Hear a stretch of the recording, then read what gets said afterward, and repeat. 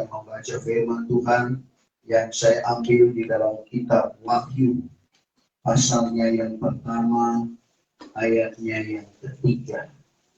Wahyu 1 ayatnya yang ketiga. Dan untuk menghormati pembacaan firman Tuhan, saya jemput Bapak Ibu Saudara sekalian bangkit berdiri. Wahyu 1 ayatnya yang ketiga. Dalam Alkitab terjemahan lama berkata sebagai berikut. Berbahagialah orang yang membacakan dan segala orang yang mendengar perkataan nubuatan ini, dan yang memasukkan ke dalam hati segala barang yang tersurat di dalamnya, karena masanya sudah dekat. Terima kasih. Puji Tuhan. Firman Tuhan yang kita baca dan kita dengar pada pagi hari ini merupakan wahyu yang dikaruniakan oleh Tuhan Yesus kepada salah satu murid yang sangat mengasihi Tuhan. Bapak Ibu Saudara, tentunya satu alasan yang tepat sehingga kepada rasul inilah Tuhan menganugerahkan wahyu. Karena murid Tuhan yang digelar rasul ada 12. Dan ada juga 70 murid yang diutus oleh Tuhan berdua-dua. Nah Bapak Ibu Saudara yang kekasih, alasan apa yang membuat Tuhan menganugerahkan Rasul Yahya ini kitab Wahyu? Karena dia adalah orang yang sangat mengasihi Tuhan.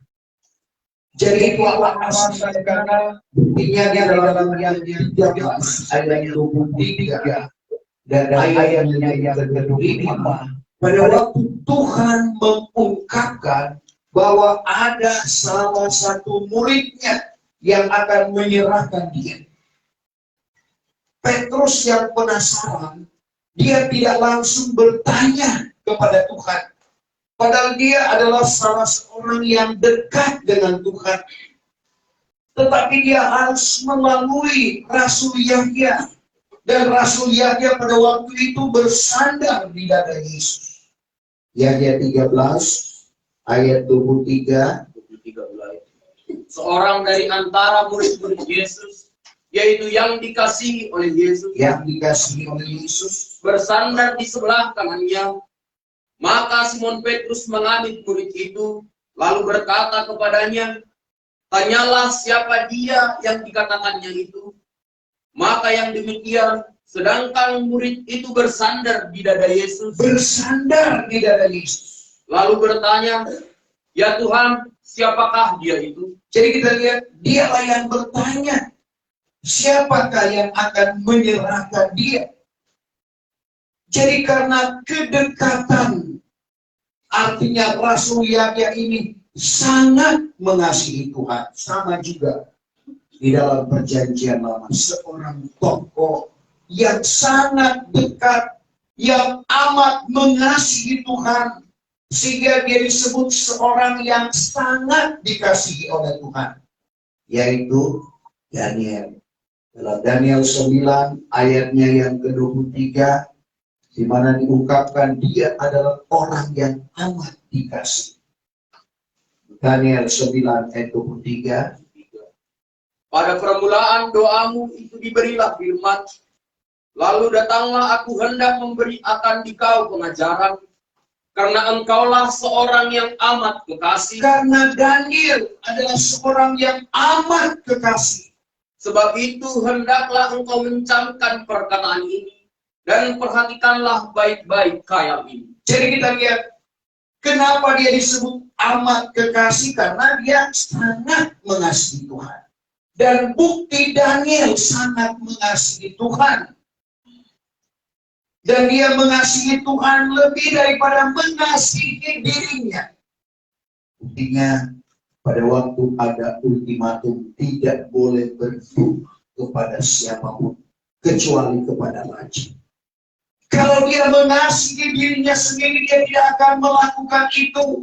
Artinya dia akan menurut akan hukum perintah yang dikeluarkan oleh raja, yang diusulkan oleh Perdana Menteri dan menteri-menteri yang lain untuk menjebak Daniel. Tapi di sini sekali lagi Daniel membuktikan bahwa dia sangat mengasihi Tuhan, lebih mencintai Tuhan daripada mengasihi dirinya sendiri. Itulah juga yang mengakibatkan dia menerima wahyu dari Tuhan. Buktinya dalam Daniel 10 ayat 1. Hatam, maka pada tahun yang ketiga daripada kerajaan Kores, raja orang Parsi itu, datanglah suatu wahyu kepada Daniel. Datanglah suatu wahyu kepada Daniel yang bergelar Belsesar, suatu wahyu yang amat benar akan hal perang besar-besar. Maka mengertilah ia maknanya dan diketahuinya akan khayal itu. Jadi kita lihat Daniel menerima wahyu karena dia sangat mengasihi Tuhan. Demikian juga dengan rasulnya. Karena dia sangat mengasihi Tuhan, Tuhan boleh anugerahkan dia kitab wahyu, merupakan penutup dari kitab-kitab yang ada di dalam Alkitab. Dan di dalam kitab wahyu ini ada 7 kata bahagia. Bahagia itu adalah keadaan atau perasaan senang. Saudara, semua manusia ingin untuk mendapatkan kebahagiaan itu. Dan juga tentram, bebas dari segala yang menyusahkan. Karena kadang-kadang persoalan, pencobaan itu menyusahkan kehidupan manusia. Tapi keadaan bahagia itu keadaan atau perasaan senang. Jadi kita perhatikan, sekali lagi, semua manusia ingin menikmati akan kebahagiaan itu. Tentunya banyak ayat-ayat lain di dalam Alkitab yang menceritakan tentang kebahagiaan atau berbahagia. Pernah Tuhan Yesus dalam Matius 5, ada 9 kata bahagia pada waktu dia berkhotbah di atas bukit. Tapi pada pagi hari ini kita akan belajar tentang kata berbahagia di dalam kitab Wahyu. Yang pertama, ayat pembacaan pokok kita tadi, berbahagialah orang yang membacakan dan orang yang mendengar perkataan nubuat ini. Orang yang membacakan kitab Wahyu, orang yang mendengar akan kitab Wahyu pada waktu itu dikatakan berbahagia. Demikian juga dengan Bapak, Ibu, saya dan saudara. Kalau kita ingin berbahagia, mari kita mau dengar. Dan tentunya menaruh di dalam hati dan melakukan akan firman Tuhan ini. Jadi yang mendengar sekalipun dikatakan berbahagia. Karena firman Tuhan itu bagaikan pedang bermata dua. Bahkan lebih tajam dari pedang bermata dua. Artinya sama-sama kena. Baik kepada yang memberitakan maupun yang mendengar. Kalau firman Tuhan bicara soal kebahagiaan, bukan yang memberitakan saja yang mengalami, tetapi kita yang mendengar. Sekali lagi Paulus katakan dalam Ibrani 4 ayat 12, firman Allah itu hidup dan berkuasa, lebih tajam dari pedang bermata dua, makan dalam, menceraikan nyawa dan roh, serta sendi dan sumsum, dan tahu menyelidik akan segala ingatan dan niat hati. Itu luar biasa firman Allah yang hidup, yang kita sementara dengar saat ini. Dia dapat mengetahui apa yang ada di dalam ingatan atau pikiran kita. Dia tahu apa yang ada di dalam hati kita. Kenapa? Karena firman Allah yang hidup itu tidak lain berbicara tentang Tuhan Yesus. Yahya 1 ayat 1, pada mulanya adalah firman. Firman itu bersama-sama dengan Allah. Dan firman itu juga adalah Allah. yang dapat mengetahui pikiran kita, yang mengetahui akan hati kita. Sehingga apabila kita memperhatikan akan kebenaran firman Tuhan, dan kita taruh firman Allah yang baik itu di dalam hati kita, maka kebahagiaan akan menjadi milik dan bagian kita. Bapak Ibu Saudara, tidak ada yang dapat menenangkan kehidupan kita. Tidak ada yang dapat membuat kehidupan kita sentosa, kecuali kita dekat dengan firman, kita dekat dengan Tuhan, dan kita belajar kepada Tuhan.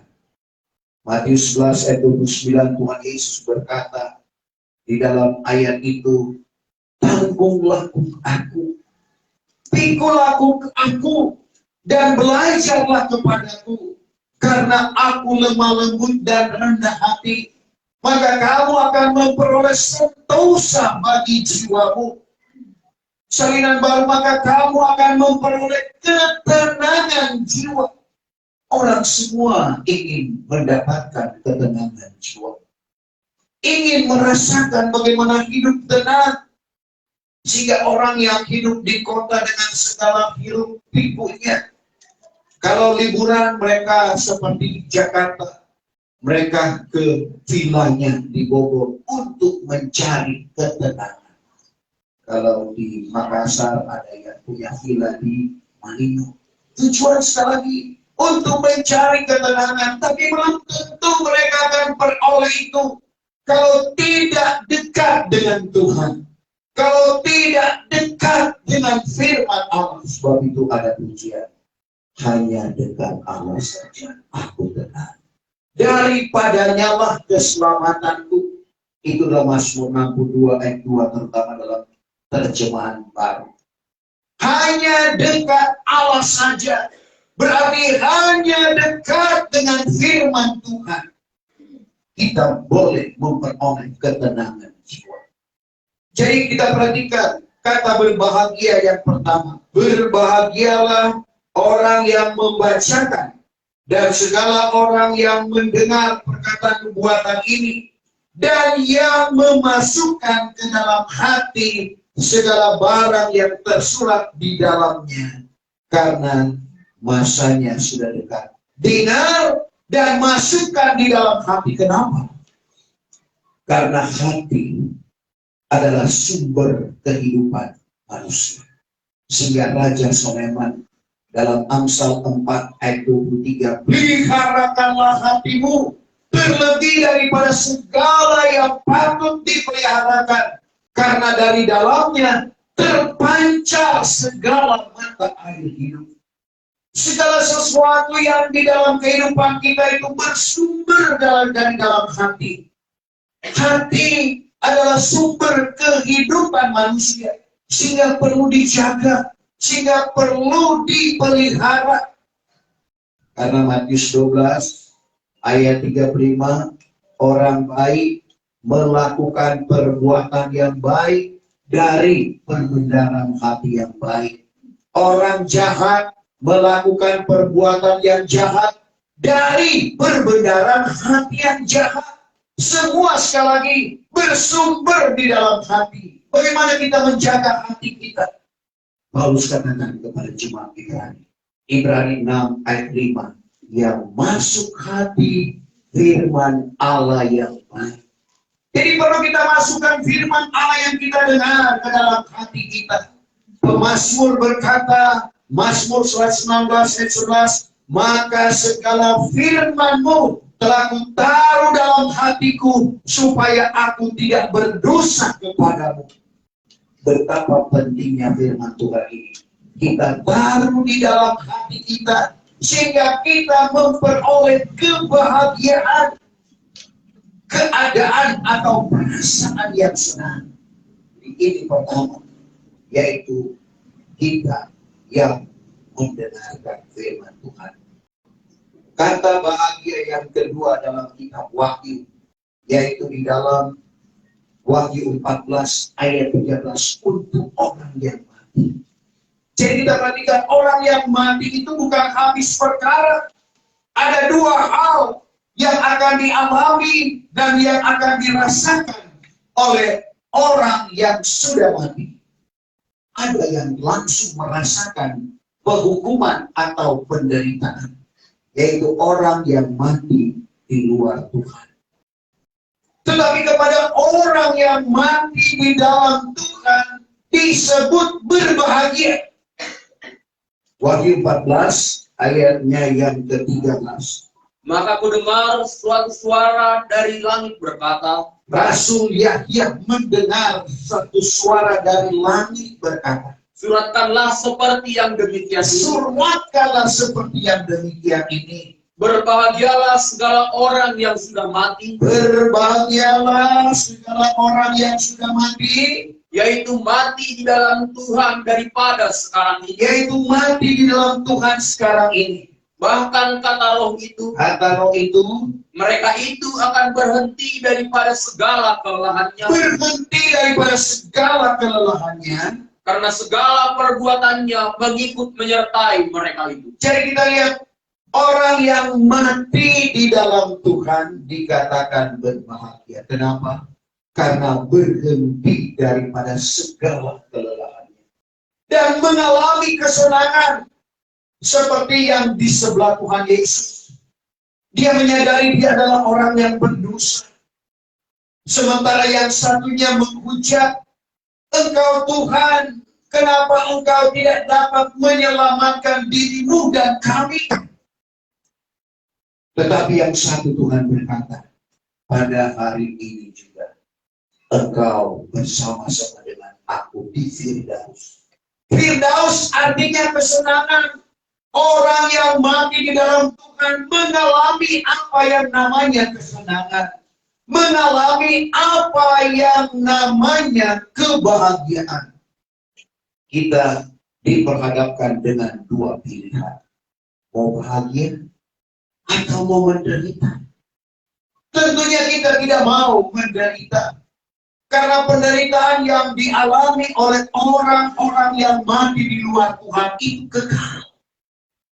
Sebaliknya, kesenangan yang dialami dirasakan oleh orang-orang yang mati di dalam Tuhan itu juga kekal, kesenangan yang kekal.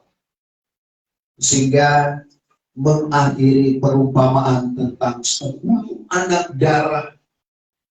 Ada yang bijak yaitu 5, ada yang bodoh yaitu 5 juga. Dikatakanlah Matius 25 ayatnya yang ke-46. Ada yang pergi kepada sengsara yang kekal, hidup kekal di dalam sengsara. Ada yang pergi ke hidup kekal di dalam kesenangan. 25 ayat 45 Matius. Maka mereka itu akan pergi masuk ke dalam sengsara yang kekal. Pergi kepada sengsara atau penderitaan yang kekal. Tetapi orang yang benar itu, Orang yang benar itu ke dalam hidup yang kekal. kepada hidup yang kekal, dalam arti kata kepada kesenangan yang kekal. Dua pilihan. Di manakah kita akan mendapatkan kesenangan yang kekal? Jalan yang mana? Karena ada 2 jalan yang diperhadapkan Tuhan dalam Matius 7 ayatnya yang ke-13 dan 14. Ada jalan sempit, ada jalan yang lebar. Sempit, kekal di dalam kesenangan. Lebar, kekal di dalam penderitaan. Kenapa sempit, Bapak Ibu Saudara? Karena sempit harus satu persatu. Saudara, seperti yang diungkapkan oleh Yesaya 14 dan 14, ada 3 tokoh yang diungkapkan dalam ayat itu, Nuh, Daniel, dan Aib.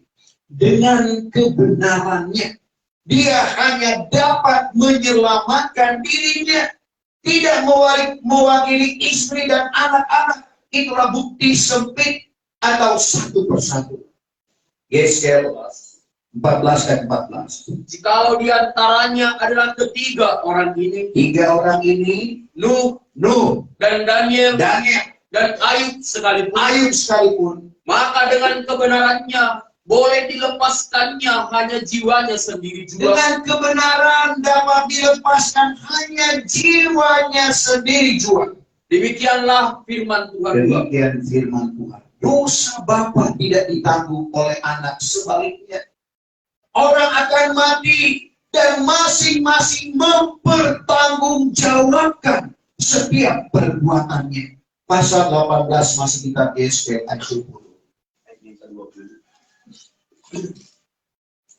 Orang yang berbuat dosa, yaitu juga akan mati. Orang yang berbuat dosa, yaitu juga akan mati. Maka anak tiada akan menanggung kesalahan bapaknya, Anak tidak menanggung kesalahan bapaknya. dan bapa pun tiada akan menanggung kesalahan anaknya. Bapa tidak menanggung kesalahan anaknya. Kebenaran orang yang benar Kebenaran orang benar akan tertanggung atasnya, akan tertanggung atas dirinya sendiri. dan kejahatan orang fasik pun akan tertanggung atasnya. Kejahatan orang fasik tertanggung atas dirinya sendiri. Masing-masing kita mempertanggungjawabkan setiap perbuatan kita di hadapan Tuhan. Jadi kita perhatikan, masing-masing bukan seperti seorang misalnya dia mewakili keluarganya, tidak. Kalau bapak atau ayah bertobat, istri anak-anaknya tidak, bukan mewakili. Jadi masing-masing mempertanggungjawabkan akan setiap perbuatannya di hadapan Tuhan. Tapi kalau kita hidup dengan Tuhan, hidup kita persembahkan kepada Tuhan, itulah yang Tuhan inginkan di dalam kehidupan kita. Sebagaimana kata Paulus dalam Roma 12 ayat 1, persembahkanlah tubuhmu menjadi korban yang hidup, kudus, dan yang berkenan kepada Tuhan. Itulah ibadahmu yang sejati. Itulah ibadahmu yang patut. Ibadah kita yang sejati. Ibadah kita yang patut, yaitu kita persembahkan kehidupan kita ini kepada Tuhan. Sehingga di dalam Roma 14 ayat 8, kalau kita hidup untuk Tuhan. Kalau kita mati bagi Tuhan. Untuk itu, jikalau kita hidup atau mati, kita adalah milik Tuhan. Dan kalau kita milik Tuhan, berarti kita akan menikmati akan kebahagiaan yang dijanjikan oleh Tuhan. Berapa lama kita hidup di dalam dunia ini, Bapak Ibu Saudara? Hanya sementara. Tapi di balik daripada itu ada kekekalan yang menantikan kita. Kesenangan atau kebahagiaankah? Atau penderitaan dan sengsara? Kita yang menentukan. Sebab itu di hari-hari terakhir ini, mari kita mau mendekatkan diri kita kepada Tuhan. Mari kita mau utamakan Tuhan. Tuhan tahu persis apa yang menjadi pergumulan kita. Tuhan tahu persis apa yang menjadi kebutuhan kita. Tapi Tuhan berkata, utamakan Tuhan. Matius 6 ayat 33. Carilah dahulu kerajaan Allah serta kebenarannya. Karena banyak orang cari kerajaan Allah tapi tidak mencari kebenaran. Kita bersyukur kalau kita mencari kerajaan Allah plus atau serta kebenarannya. Maka sekaliannya itu, apa yang kita memakan, apa yang kita meminum, apa yang kita pakai, Tuhan tambahkan di dalam kehidupan kita. Jadi kita perhatikan, dalam ayat ini, berbahagialah orang yang mati di dalam Tuhan. Apa yang dia terima? Berhenti dari segala kelelahan dan akan mendapatkan kesenangan yang kekal. Bahagia selanjutnya di dalam Wahyu 16 ayat yang ke-15. 15. Ingatlah olehmu, aku datang seperti seorang pencuri. Aku datang seperti seorang pencuri. Maka berbahagialah orang yang berjaga-jaga Berbahagialah orang yang berjaga-jaga sambil memeliharakan pakaiannya, sambil memeliharakan pakaian keselamatannya, supaya jangan ia berjalan bertelanjang dan orang nampak kemaluannya. meskipun ini terjadi pada zaman antikris. Karena itu sudah pencurahan bokor murka. Tetapi ada yang bertobat oleh karena pemberitaan Musa dan Elia. Musa sudah mati. Elia sudah dianggap hidup-hidup oleh Tuhan. Sehingga banyak yang bertanya, di mana mayat Musa? Tetapi kalau kita perhatikan Matius 17, pada waktu Tuhan mengajak ketiga orang murid yang dekat dengan Tuhan, Petrus, Yakub, dan Yahya. Ternyata ketiga murid ini melihat bagaimana Musa dan Elia bercakap-cakap dengan Tuhan. Dan Musa dan Elia berdasarkan Wahyu pasal yang ke-11 mulai ayatnya yang ketiga. Kedua saksi yang dimaksud dalam ayat itu berbicara tentang Musa dan Elia. Memang tidak dicantumkan di dalam kitab Wahyu siapa kedua orang yang disebut, tetapi sesuai dengan apa yang diwahyukan oleh Tuhan, yang diungkapkan oleh Tuhan, yaitu Musa dan Elia yang akan turun nanti pada zaman antikris pada metraian ke-7. Mereka akan bernubuat dengan membawa Injil kekal. Kalau sekarang kita Injil kerajaan, atau kabar kesempurnaan, atau kabar pengantin Kristus, di mana orang-orang akan dibawa menuju pada kesempurnaan. Tetapi di dalam zaman antikris yang dibawakan adalah Injil yang kekal dalam Wahyu 14 ayatnya yang ke-6. Maka aku tampak seorang malaikat yang lain terbang di tengah langit, dan padanya ada Injil yang kekal. Injil yang kekal Hendak diberitakannya kepada segala orang yang duduk di bumi ini, yaitu kepada tiap-tiap bangsa dan suku dan bahasa dan kaum. Jadi di zaman antikris masih ada Injil kekal. Dan orang-orang yang sempat bertobat dalam pelayanan Musa dan Elia. Dikatakan dalam pembacaan tadi, dalam Wahyu 16 ayat 15, berbahagia kalau mereka mendengar dan mereka memakaikan pakaian kebenaran, supaya tidak telanjang, Bapak Ibu Saudara, menutupi kemaluannya. Demikian juga dengan kita yang saat ini. Jangan kita koyakkan pakaian keselamatan kita berdasarkan nubuatan Nabi Yoel. Justru dikatakan koyakkanlah hatimu, jangan pakaianmu. Jangan sampai pakaian keselamatan kita koyakkan, tapi koyakkanlah hatimu.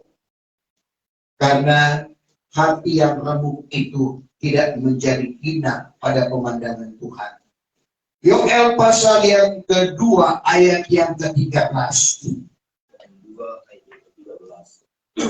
Koyakkanlah hatimu, Koyakkanlah hatimu, jangan pakaianmu. jangan pakaian keselamatan kita koyakkan. Tobatlah kepada Tuhan, Tobatlah kepada Tuhan Allahmu, karena Ialah amat mengasihani Ia amat mengasihani, dan rahmani rahmani, dan panjang panjang sabar, sabar, dan besarlah besarlah kekurangannya, kekurangannya, dan bersesallah ia bersesallah ia akan jahat. Koyakkanlah hatimu. Karena Mazmur 51 ayat 9, sekali lagi, Tuhan sangat menghargai hati yang pecah, hati yang hancur. Biasa diekspresikan dengan meneteskan air mata, sehingga kita menangis di hadapan Tuhan. Coba kita baca dulu Mazmur 51 ayat 19. Adapun persembahan yang kesukaan Allah, Persembahan yang menjadi kesukaan Allah, Iaitulah hati yang pecah, hati yang hancur, hati yang pecah. maka tiada Engkau ya Allah Tuhan, ya Allah, menghinakan hati yang hancur luluh adanya. tidak menghinakan hati yang hancur luluh adanya. Jadi kita bandingkan orang yang hancur hati, luluh hatinya, dia mengeluarkan air mata, menangis. Karena ada orang juga yang risih kalau berdoa sambil menangis. Tapi ada di dalam Alkitab Yesaya 38, yaitu Hizkia. Dia berdoa sambil dia menangis. Kenapa? Karena ada nubuatan Nabi Yesaya. Berwasiatlah engkau kepada isi istanamu, karena engkau akan mati dan engkau tidak akan hidup lagi. Yesaya menangis bersedih-sedih. Dia menyampaikan permohonan doanya. Dia belum suka mati pada waktu itu. Akhirnya Yesaya sebagai pembawa berita pulang. Belum lagi dia keluar dari pintu gerbang halaman. Datang nubuat. Datang firman Tuhan kepadanya. Kembali engkau. Katakan kepada Hizkia, sudah kudengar doamu. Sudah kulihat air matamu. Sudah kutilik air matamu. Engkau akan hidup 15 tahun lagi. Luar biasa doa yang disertai dengan tangisan. Doa yang disertai dengan air mata menggugah Tuhan. Mengubah keputusannya. Jadi doa dapat mengubah keputusan Tuhan. Sehingga kita perhatikan, Hizkia mendapatkan jawaban yang daripada Tuhan. Kata bahagia yang selanjutnya, yang keempat, Wahyu 19 ayatnya yang ke-9. Wahyu 19 ayat 9. Lalu katanya kepadaku, suratkanlah demikian ini. Suratkanlah demikian ini. Berbahagialah segala orang yang dijemput kepada perjamuan kawin anak domba. Berbahagialah orang yang dijemput pada perjamuan kawin anak domba. Maka katanya kepadaku, inilah yang sebenar-benar perkataan Allah. Inilah sebenar-benar perkataan Allah. Orang yang dijemput pada pesta perjamuan kawin anak domba untuk masuk pada pesta perjamuan kawin anak domba, itu syaratnya ayat 7. Di mana dikatakan bahwa harus mempersiapkan diri dengan pakaian, yaitu pakaian pengantin. Ketika kawin anak domba sudah tiba, hendaklah kita bersukacita dan bersukaria, dan hendaklah kita memberi dia hormat. Karena ketika kawin anak domba itu sudah tiba. Ketika kawin anak domba yang tidak lain berbicara tentang Tuhan Yesus Kristus sudah tiba. Dan istrinya pun sudah bersedia. Istri atau pengantinnya sudah bersedia. Apa yang dipersiapkan dalam pernikahan ini? Sebagaimana orang yang menikah di dunia ini dengan pakaian pengantin. Mempersiapkan diri jauh hari sebelumnya belum menikah. Sudah mempersiapkan pakaian untuk menikah, pakaian pengantin. Demikian juga dengan kita, pakaian pengantin berbicara tentang karunia Roh Kudus. Karena ayat ini berbicara tentang pesta perjamuan kawin anak domba Allah. Pesta itu berapa lama Bapak Ibu Saudara? 75 hari, luar biasa. Belum ada pesta di dunia yang selama 75 hari. Tetapi ini 75 hari dari mana? Bapak Ibu Saudara, Daniel 12 ayat 12, berbahagialah ia yang bernanti-nanti sampai pada hari ke-1335 hari. Untuk jelasnya kita baca. Berbahagialah ia yang bernanti-nanti dan yang sampai kepada 1335 hari. 1335 hari, kurang. Kalau orang Malaysia bilang tolak. Wahyu 12 ayat 6, 1260 hari di zaman antikris ataupun penyingkiran gereja Tuhan itu 3,5 tahun.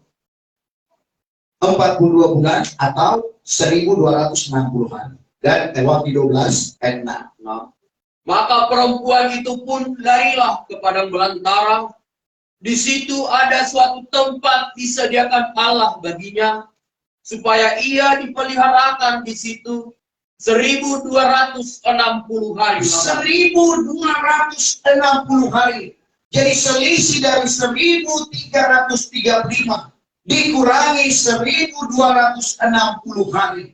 Itu sama dengan 75 hari. Pesta perjamuan kawin anak domba. Sementara di bumi juga ada 30 hari pesta unggas. Di mana unggas atau burung yang memakan bangkai binatang dan orang-orang yang mati pada perang Harmagedon, di mana Allah akan berperang dengan manusia mengakhiri zaman antikris. Jadi kita perhatikan, di surga ada pesta 75 hari, di bumi ada pesta unggas selama 30 hari. Dikatakan di dalam Daniel 12 ayatnya yang ke-11, kerusakan itu sampai pada 1290 hari. Daniel 12 ayat yang ke-11. Maka adapun masa persembahan yang sehari-hari itu dijauhkan dan alamat kerusakan itu didirikan, yaitu akan 1290 hari. 1290 dikurangi 1260, 30 hari. Berarti masih ada selisih 45 hari. Karena di atas 75 hari, demikian juga di bumi. Apa yang terjadi pada 45 hari itu adalah masa pembersihan.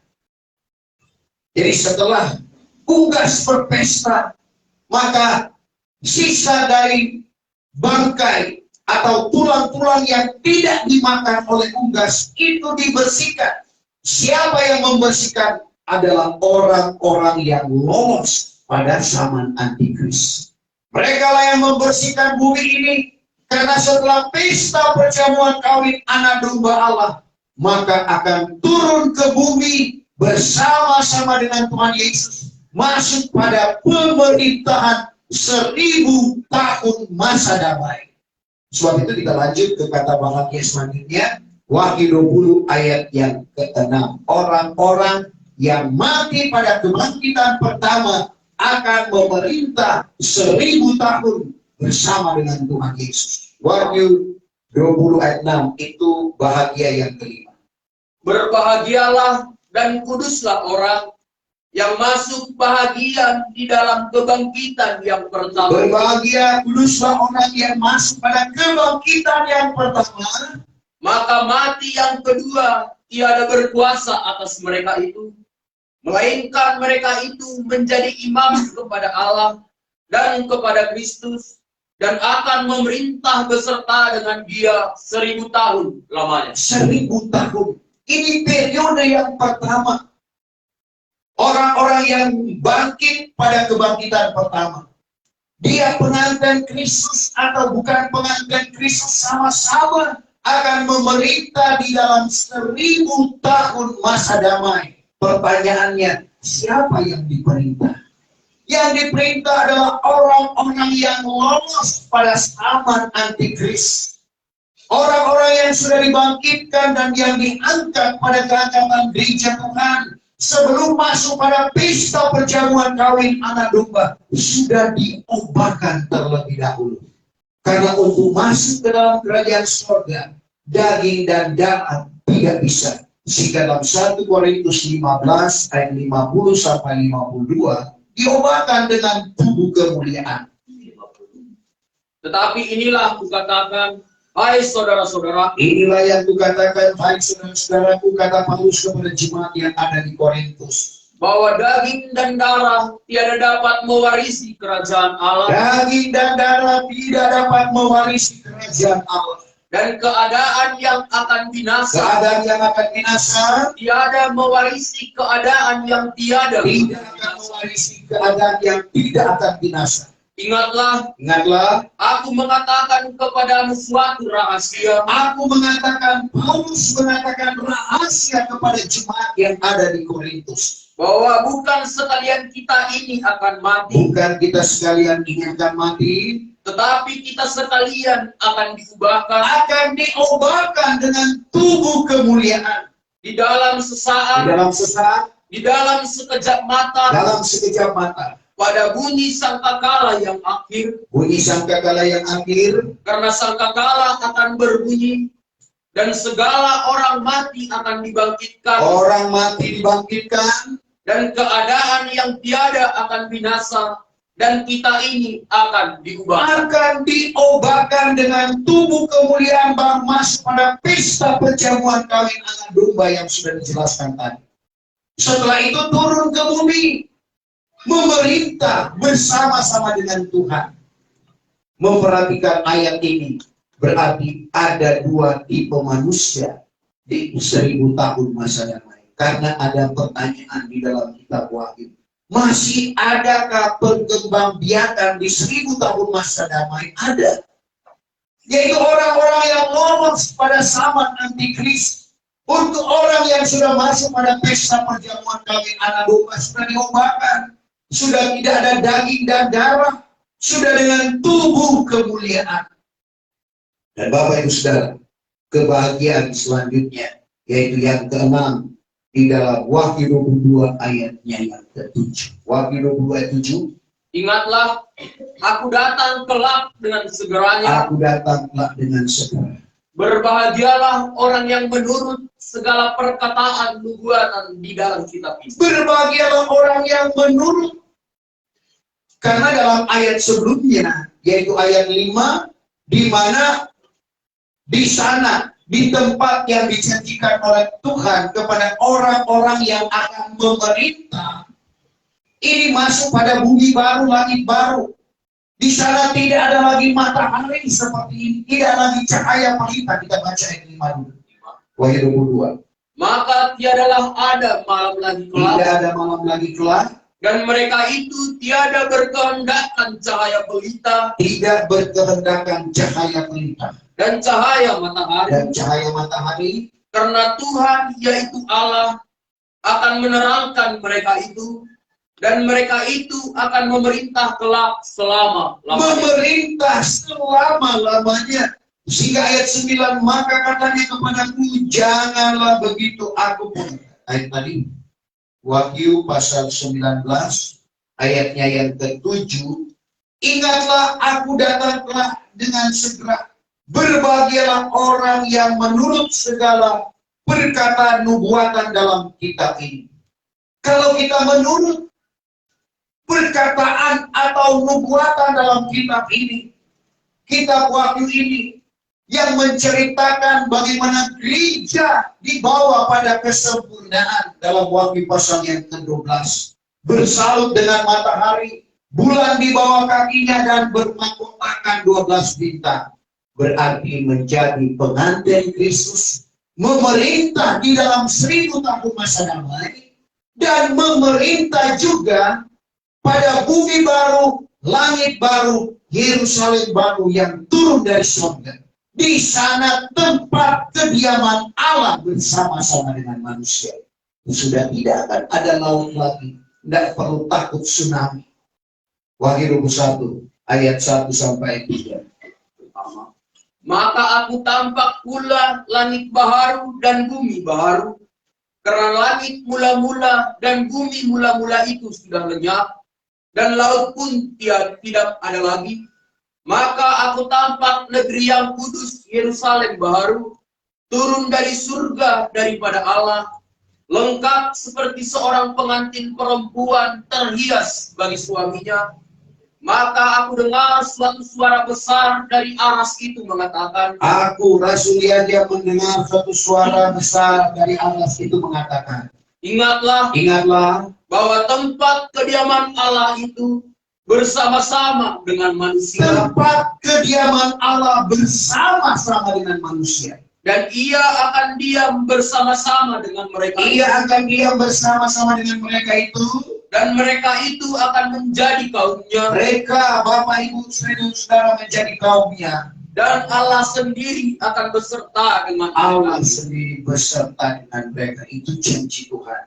Dan kebagian yang terakhir dalam Wahyu 22 ayat yang ke-14.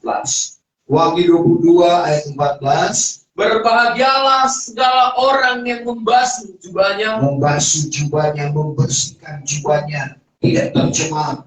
sehingga mereka itu berhak menghampiri pohon hayat itu, Pohon kehidupan. dan masuk ke dalam negeri itu daripada pintu gerbangnya. Yerusalem baru menjadi milik dan bahagia. Kita berbahagia. Sekali lagi dikatakan berbahagialah segala orang yang membasuh jubahnya, berarti bersih. Firman Tuhan itu, karunia-karunia itu merupakan pakaian pengantin kita. Jangan sampai tercemar dengan keadaan-keadaan dunia ini. Mari kita menjaga juga firman Tuhan itu. Karena firman Tuhan itu suci adanya. Tidak boleh ditambah dan tidak boleh dikurang. Jadi inilah 7 kata bahagia. Saya mau tambahkan di luar kitab Wahyu ini. Rahasia kebahagiaan itu. Kata pemazmur dalam Mazmur 112 ayat 1. Takut akan Tuhan itu kunci kebahagiaan. Dan suka akan firman Tuhan. Kita takut kepada Tuhan dan kita suka atau sangat suka akan firman Tuhan. Kebahagiaan itu menjadi milik. Bukan hanya sekedar dengar, tapi melupakan. Tapi kita baca.